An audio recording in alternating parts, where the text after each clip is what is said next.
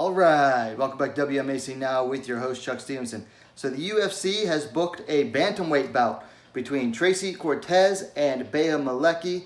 It's going to go down on a UFC Fight Night scheduled for October 10th. It's going to be headlined by a bantamweight bout between Moras and Sandhagen. Let's take a look at the stats comparing these two. Cortez coming in the way more experienced fighter, 7-1. To Malecki's 2-0. Cortez coming in on a nice winning streak. Her only loss coming way back in Invicta in her first pro fight at Invicta 25. Malecki is 2-0 as a pro, having won both of her fights in the UFC, making her pro debut in the UFC, very rare. She did that coming off of The Ultimate Fighter. Malecki is the elder fighter, 29 years to Cortez is 26.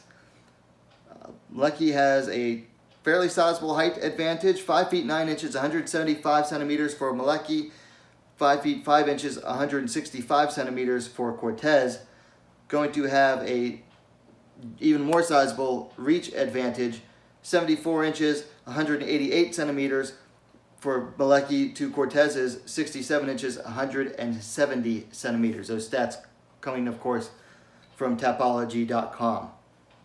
So thinking about this fight, you know, even with the big size advantage, you got to give really the advantage in everything else to Tracy Cortez. I see this fight going,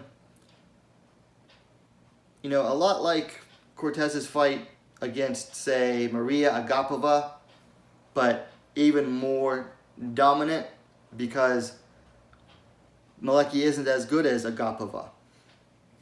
I honestly don't see Cortez striking with Malecki too much on the feet, maybe just enough to get her into the clinch and to the wall to go for a takedown, or she might even shoot for a takedown out in the open. I don't think Malecki's going to bring the kind of takedown defense that's going to be able to stand up to Cortez's takedowns. I just don't see that happening too much. On the feet, I got to give it to Cortez too. She's just way more experienced, cleaner technique.